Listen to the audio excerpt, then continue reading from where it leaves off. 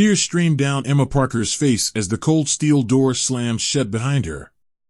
At just 16 years old, she's never felt so alone, trapped in a dark, unfamiliar cell in the heart of a black neighborhood. All she wanted was a meal, a simple dinner at a local restaurant. But somehow, that innocent decision spiraled into humiliation, confusion, and now, arrest. How did a moment of hunger turn into a nightmare? What could possibly have happened in that restaurant to make her the target of mistrust and hostility? This isn't just a story about Emma, it's about the deep-rooted divisions that still haunt our society. Stay with us as we uncover the shocking events that led to this moment and the lessons we can all learn from it. Emma Parker was the kind of teenager who saw the world as a place to explore. At just 16, her curiosity often led her to places others might avoid. That's how she found herself wandering into a black-majority neighborhood on the edge of town, a place she'd only heard about in whispers. The streets were alive with energy, children laughing, music spilling out of open windows, and the smell of fried food wafting through the air. But beneath the vibrant surface, there was tension, a quiet reminder of a history marked by division and mistrust. Emma didn't notice the stares as she walked toward a small, bustling diner. She was hungry, her stomach growling, and all she wanted was something to eat. Pushing open the door, she was greeted by the hum of conversations and clinking dishes. Yet, the moment she stepped inside, the atmosphere shifted. Conversations quieted. Eyes turned to her, questioning and suspicious. Emma felt it, the weight of being an outsider. Oblivious to the unspoken rules of this tight-knit community, Emma took a seat by the window, smiling nervously. She had no idea that this seemingly simple decision would spark a series of events that would change her life forever. Emma sat at the small corner table, fiddling nervously with the menu. The diner was cozy, with old vinyl booths and the faint hum of soul music playing from a jukebox in the corner. But the warmth of the room didn't extend to her. She could feel it. The stares, the sideways glances, and the murmurs behind her back. Whispers rose and fell like waves, and though she couldn't make out the words, Emma knew they were about her. To the customers, Emma wasn't just an outsider, she was a symbol of the privilege they'd grown to distrust. Some saw her presence as mockery, as if she'd come to observe their culture like it was some kind of spectacle. Others thought she was looking down on them, an unspoken accusation of superiority. Emma, however, had no such intentions. She was simply a hungry teenager who didn't understand the weight of the moment. She waved timidly at a waitress, her voice soft but polite. "Excuse me, could I order something?" But the waitress didn't stop. She walked right past Emma, eyes averted, as if she wasn't even there. Confused, Emma tried again, louder this time. "Excuse me." This time, the other staff exchanged glances but still refused to acknowledge her. A group of young men sitting nearby chuckled, their laughter cutting through the air. "Lost, little girl," one of them sneered. "Bet you didn't think we'd notice you." The laughter grew louder, and Emma's face flushed. She tried to hold it together, but the humiliation hit her like a tidal wave. Tears welled up in her eyes as she stood up and grabbed her phone. Feeling completely alone, she dialed 911, her voice trembling as she explained the situation. "I need help. They're refusing to serve me, and they're mocking me. Please, send someone." Relief flickered in her heart when she heard the sirens, but it was short-lived.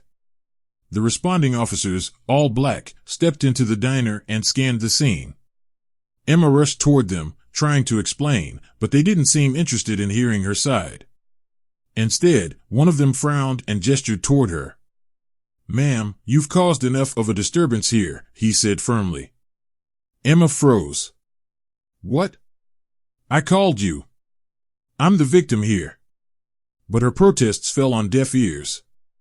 Within moments, they handcuffed her, leading her out of the diner as the customers watched with a mix of satisfaction and indifference. Emma's tears streamed freely now. Confused, terrified, and utterly powerless, she realized that no one, neither the diners nor the officers, was on her side. The cell was cold, dimly lit, and unrelenting in its silence. Emma sat huddled in the corner on a stiff, metal bench, her knees pulled tightly to her chest. She stared blankly at the graffiti-covered walls, her face streaked with dried tears. The hours blurred together, each second heavier than the last. For 2 nights, she sat there, utterly alone. No explanation. No one to talk to. Just fear, confusion, and a desperate longing to see her family. "Why am I here?" she whispered into the void, her voice trembling. She replayed the events in her mind again and again, trying to understand what she had done wrong. She hadn't meant to offend anyone. She just wanted to eat. Meanwhile, in the precinct's office upstairs, Officer Daniel Carter sat at his desk, tapping his pen nervously against the wood. A young black officer with a reputation for fairness, Daniel couldn't shake the nagging doubt creeping into his mind. He had read the report on Emma's arrest, but something didn't sit right with him. Was this really justice? Or had emotions and prejudices clouded better judgment? He glanced at the clock, contemplating whether he should speak up, knowing it could make him a target in his own precinct. Back at home, Emma's parents, the Parkers, were growing frantic. When their daughter didn't return home the night of the incident, they'd assumed she'd stayed late with friends. But by the second day, panic set in. They called everyone they could think of, friends, teachers, neighbors, but no one had seen her. Finally, a call to the police revealed the horrifying truth: Emma was in jail. What? Jail? For what? Her mother cried into the phone. There must be some mistake. She's just a kid. Rushing to the station, the Parkers demanded answers, but the officers were tight-lipped, claiming Emma had caused the disturbance. The parents' pleas fell on deaf ears. As the story began to spread, local news stations picked up the case. Within hours, Emma's arrest became a trending topic online. The headlines varied: white teen arrested in black community diner standoff, and justice or revenge. The story of Emma Parker. The nation quickly divided. Some saw the arrest as an example of reverse racism, arguing that Emma was treated unfairly because of the color of her skin. Others, however, defended the black community, pointing to years of systemic injustice that had built a reservoir of mistrust. For Emma, none of this public debate mattered. Sitting alone in that cell, all she could think about was one question: will I ever get out of here? The days following Emma's arrest were a whirlwind of legal battles, media coverage, and mounting pressure. Desperate to clear their daughter's name, the Parkers hired a seasoned lawyer, Mr. Jason Miller, who specialized in civil rights cases. He immediately filed a lawsuit against the officers involved in the arrest and the diner's management, accusing them of discrimination and false imprisonment. "We won't let this go," Mrs. Parker told reporters outside the courthouse, her voice shaking with emotion. "Our daughter deserves justice. This isn't just about Emma, this is about everyone who's ever been treated unfairly because of their race." Inside the precinct, Officer Daniel Carter was reluctantly drawn into an internal investigation. He had always prided himself on being fair and just, but this case weighed heavily on him. As a black officer, he knew how hard it was for his community to trust the police. Still, something about Emma's arrest seemed wrong. He couldn't shake the feeling that it was based on prejudice, not facts. The first step was reviewing the diner's security footage. As he sat in front of the grainy video, his heart sank. He watched as Emma, visibly uncomfortable and confused, approached the counter, only to be ignored by the staff. The footage showed her asking for service, yet the employees, black like herself, turned their backs, refusing her request. It was clear that the situation was escalating long before the police arrived. But the real shock came when the officers, who had been called to help, didn't try to de-escalate the situation. Instead, they simply arrested Emma without explanation. Daniel paused the footage and leaned back in his chair. This wasn't just a case of a misunderstanding. This was racial prejudice at work. He had to act. Meanwhile, the case was quickly becoming a flashpoint in the media. The public began to rally around Emma, but the story was split along racial lines. News outlets were filled with commentary, some calling the police officers' actions an example of reverse racism, while others spoke out in defense of the black community, arguing that Emma's situation was a reflection of the deep-seated mistrust between different races. Protests erupted across the city and nationwide. Signs that read "Justice for Emma" and "End Racial Bias" filled the streets. People of all races came together, marching and chanting, demanding accountability from both the police and the diner. It was clear that this was no longer just a case of a young girl being arrested, it had become a movement for justice. In the midst of it all, Emma herself decided to speak out. Sitting in front of a camera for the first time since her release, she shared her experience with the world. Her voice trembled as she spoke, but her words were powerful. "I don't hate anyone," she said. "I respect the black community, and I understand that they've faced hardships far beyond what I can imagine. But what happened to me, it wasn't right. It wasn't justice. I don't want this to be about hate, I want it to be about understanding and change." Her message resonated with many. Emma wasn't just a victim of a wrongful arrest, she was now a voice for unity, asking everyone to come together to fight against injustice. But there was still much to be done. The investigation was far from over. The day of the court case had arrived. Tensions were high as the Parker family, with their lawyer Jason Miller by their side, sat in the courtroom, anxiously awaiting the proceedings. Emma's parents were determined to seek justice for their daughter, but they knew the road ahead would be difficult. They weren't just fighting for Emma's innocence, they were fighting against an ingrained system of prejudice and inequality. Jason Miller, the Parkers' lawyer, stood up and addressed the judge with quiet confidence. "Prejudice exists in many forms," he began, his voice steady but filled with conviction. "It doesn't matter the color of your skin. No one should have to face discrimination, whether in a diner, on the streets, or at the hands of those who are supposed to protect us." He paused, allowing the weight of his words to sink in. What happened to Emma was a tragedy. But it was also a wake-up call for all of us. We can't stand by and allow this to continue. As the trial continued, the courtroom was filled with emotional testimony. The black manager of the diner, Mr. Charles Jenkins, was called to the stand. The atmosphere in the room grew tense as he reluctantly took his place. He had already admitted to ignoring Emma when she tried to place her order, but now he was forced to face the consequences of his actions. "Yes, I ignored her," Mr. Jenkins admitted, his voice shaky.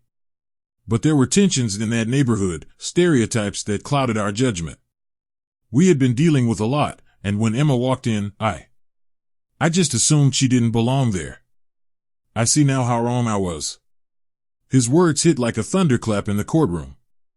His admission of guilt, rooted in the same biases that had led to the incident, struck at the heart of the case. The defense tried to downplay it, but it was clear to everyone in the room, Emma wasn't just a victim of individual prejudice. She had been caught in a web of deep-rooted racial divides. Next, it was Officer Daniel Carter's turn to testify. As a black police officer himself, Carter had faced the difficult decision of speaking out against his colleagues. But now, standing on the witness stand, his voice was clear and unwavering. "I was there when Emma was arrested," Officer Carter began. "And I've seen how bias can cloud our judgment, even in our line of work. What happened that day wasn't justice. It was a misuse of power."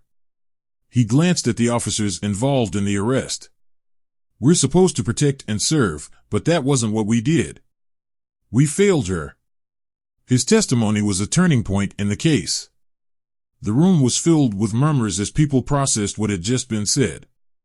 Officer Carter didn't just point fingers, he held himself and his colleagues accountable, calling for a shift in the way the police department approached community relations. His words resonated, and for the first time, it felt like real change was possible. As the case neared its conclusion, the judge finally gave his ruling. The officers involved in Emma's arrest were suspended pending further investigation. But that wasn't all. The judge also ordered mandatory diversity and racial bias training for both the police department and the staff at the diner. "The city must learn from this incident," the judge declared. "We cannot allow discrimination to continue. It's time for us all to do better." The courtroom erupted in a mixture of applause and relieved sighs. Emma and her parents exchanged a look of disbelief. They had won. This was a victory not just for Emma, but for anyone who had ever been unfairly treated. As the family left the courthouse, the weight of the moment settled on them. It wasn't over, not yet. But today, they had taken a stand, and the world had listened. The aftershocks of the trial reverberated throughout the community, but the road to healing had just begun. In the days following the verdict, changes began to take shape, small, yet significant steps toward a more inclusive and just society. Charles Jenkins, the diner owner, stood before the press, visibly humbled. His voice wavered slightly as he apologized for his actions, his face reflecting the weight of the truth he had come to realize. "I failed Emma, and I failed this community," he said, his words carrying the full weight of regret. "I let my own biases cloud my judgment, and for that, I am truly sorry. I want to make it right." The apology wasn't just words, it was the beginning of real change. Jenkins immediately implemented a new policy at the diner: sensitivity and diversity training for all employees. The goal was clear: to ensure that every customer, regardless of their background, would be treated with respect and dignity. It was a step toward rebuilding trust, but it was just one part of a broader effort to address the deep-seated issues of prejudice. Meanwhile, Officer Daniel Carter, who had bravely spoken out during the trial, took matters into his own hands. With the support of the department and community leaders, he spearheaded a new initiative aimed at bridging the gap between the police force and marginalized communities. Carter organized town hall meetings, bringing together police officers, activists, and residents to foster open dialogue. The goal was simple: to build trust, dispel stereotypes, and ensure that no one was treated unfairly due to the color of their skin. "Accountability starts with us," Officer Carter said in one of his speeches. "We have to listen, learn, and lead by example. We are all in this together." For Emma, the experience had been nothing short of traumatic, but she was determined not to let it define her. Despite the scars she carried, she chose to use her voice for good. Emma became an advocate for unity, traveling to schools and community centers to share her story. She spoke about the harm that racism, whether overt or subtle, could do to individuals and entire communities. "I know what it's like to feel like you don't belong," she told a group of students during one of her talks. "But I also know what it's like to stand up, to fight for what's right. We can change the world, one person at a time." Her story resonated deeply with many, sparking a wider conversation about the impact of racial prejudice in everyday life. Emma's strength and resilience inspired others to speak up as well. And slowly, the city began to see the change it so desperately needed. Residents, of all races, began to stand together against injustice. People started to challenge the status quo, pushing for a more inclusive future where differences were celebrated, not feared. The streets, once divided by old wounds, now felt a little more united. It was clear that while the fight wasn't over, a seed of change had been planted, one that would continue to grow. Racism is not a problem of one race alone. It is a human issue that demands all of us to take action. It's a truth that spans generations and borders, hurting everyone it touches. This story of Emma's experience serves as a reminder that we all have a role in breaking down the barriers that divide us. No one is immune to prejudice, but it is our collective effort to face it, challenge it, and change it that will bring real transformation. Through the pain and the struggles, Emma found closure. She didn't let her experience define her. Instead, she chose to use her voice to inspire change, to build understanding between communities that have too often been torn apart by ignorance and fear. Her journey showed that healing comes not only from justice but also from the courage to speak up, to listen, and to grow together. This story isn't just about Emma or the officers, it's about the walls we've built between us and the courage it takes to tear them down. Racism won't end overnight, but every act of kindness, every step toward understanding, matters. When we take responsibility for our actions and work together, we can change the world. Emma's story isn't just a lesson, it's a call to action. Share her story to remind everyone why it's so important to fight prejudice, to stand up for what's right, and to never accept injustice. Have you ever witnessed someone being treated unfairly because of their race? What did you do in that moment? Let us know in the comments below. We want to hear your thoughts. If you're inspired by stories of resilience and unity, don't miss our next video, where we showcase more powerful stories of overcoming prejudice and building a stronger, more inclusive world.